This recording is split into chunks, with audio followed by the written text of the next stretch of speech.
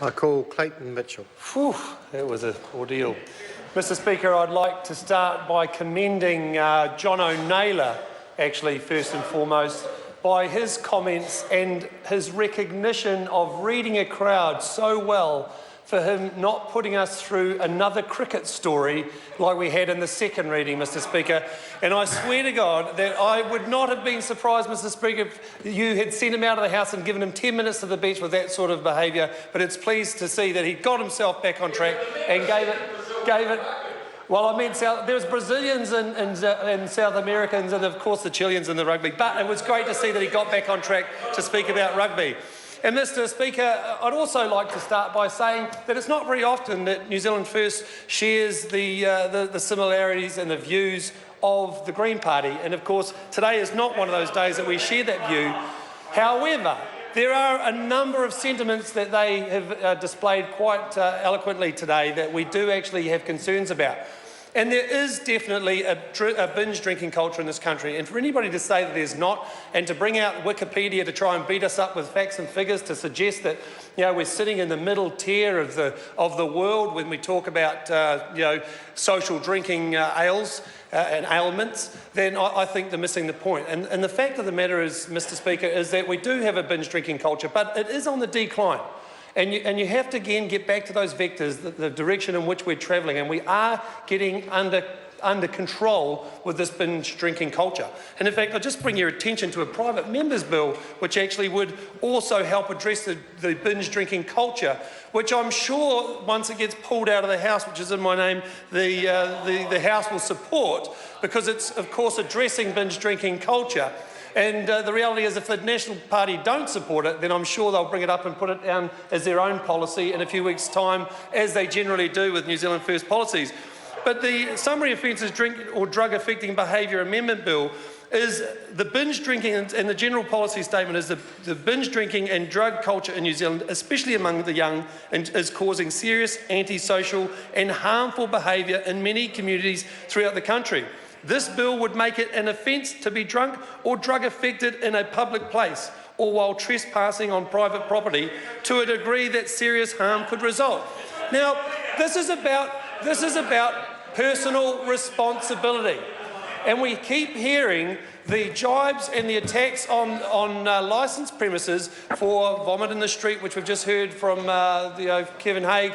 And the reality is that the current culture at the moment is 75% of all alcohol that is consumed off-premise. It's consumed in people's homes. It's brought from the supermarket, down at the liquor store, and drunk at home.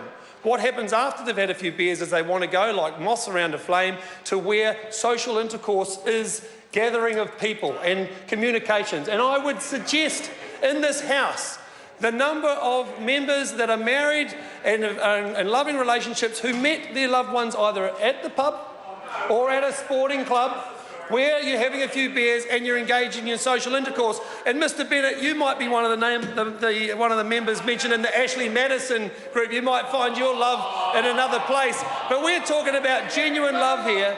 He hasn't got a love. In fact, I'm sure his mum's trying to get him a house so he can move out of home. The point being is, that we are trying to facilitate social engagement because it's the core of our society.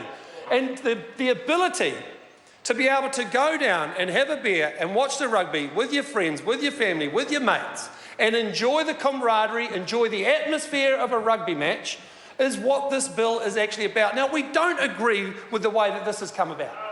It's, excuse my language, it's arse about face. The reality is we need to get back to the basics and actually review this bill and actually iron out the problems, because I've been hearing a lot about the police getting the raw end of the stick on this, but they are risk averse. That is their job, to minimise harm.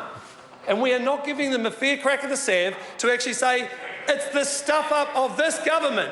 It is the stuff up of this government that has got us into this position where we had to, at 5 minutes to midnight, throw a bill on the table, scramble around and try and mishmash it and mosh it together. It's an absolute dog's breakfast. New Zealand First, We debated this in caucus to the point where we had to decide that it's not the fault of the licensees, it's not the fault of the police, and it sure is not the fault of the rugby fans that want to enjoy a beer. And so we have come along to support this bill, but it shouldn't be here needing the support if this piece of legislation, the 2012 alcohol bill, had actually been remedied and sorted out, Mr Hudson, the first time. Oh, wait a minute, you weren't there the first time. You're a first-time MP, and you might not be back again the way you go, mate. I have to say, Mr Speaker, the vast majority of people in this country enjoy a beer with no problem, enjoy the pub, enjoy the atmosphere. And we are talking about the minuscule minority that spoil it for the rest of everybody else. We're talking about one person who may have vomited. And at the end of the day, you can't judge a book by its cover because, again, we get back to the statistics of 75% of all alcohol is consumed off-premise. And they go into town after preloading. They might not have even got into a licensed premises, and yes, there's a can in the street, and yes, there might be some vomit in the street. Now, we're not condoning that behaviour at all. But what we are saying is it's very easy for the Greens to sit there and throw stones at the industry, when in actual fact the problem is the overall binge drinking culture because there is no personal responsibility. Now, Mr Speaker, I'd just like to come back to the bill now and settle myself down just a fraction. Good. Yeah, I can see the look of joy in your face, Mr Speaker. The reality is the DLC and the current legislation was designed to actually get engagement with the community. And those local alcohol policies, or the LAPs, that certain councils around the country have put together after consideration and consultation with the people within their community, were designed for this very reason. And a local alcohol policy LAP could be designed to have a licensing closing time at midnight and an opening time at 10 a.m. Or they could go to the standard operational hours of 4 a.m. close if they decided not to get an LAP in, and an 8 a.m. open. Now, I think the majority of councils around the country, those that could afford the time and the resources to put one together, either made up their own plan or adopted somebody else's plan. And that's vital. What we have around the country is a number of councils who have come out in support of these special licence applications. They've come out in support of these special licence applications.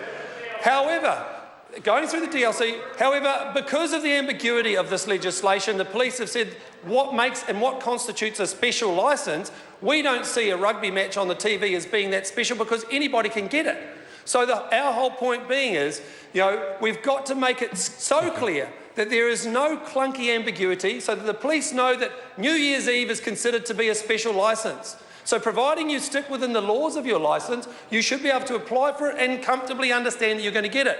So too may warrant the Rugby World Cup, which we are currently here discussing today. It may be the Olympics and it may be the Football World Cup. That is for government to decide and not leaving it up to the ambiguity of police, councils or others. Mr Speaker, we do have some concerns. I've outlined those fears. It comes back to personal responsibility, but we do want to just put one more point forward for the House to consider. And we would like this government to support New Zealand's first policy to broadcast live and free-to-air games of national significance. We would like you to take on our policy to broadcast live and free-to-air games of national significance. Games which the taxpayers are already paying for to support our rugby teams, to support our netball teams, and yet, if you're talking about harm minimisation, wouldn't that be a panacea? Because people could actually stay at home at Freeview and watch rugby in their own living room instead of packing on the jersey and popping down to the pub to watch it. Now, there's the best of both worlds. Then clearly, people back home could make a choice whether they want to watch the game at the pub for the atmosphere or stay at home and watch the game for the atmosphere in their own home.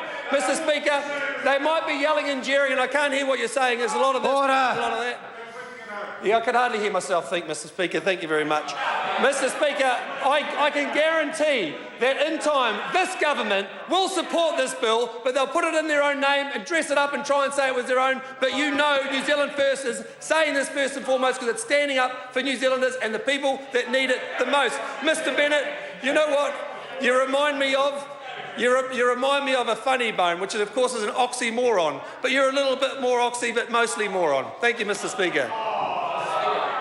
I call Alfred Ngaro.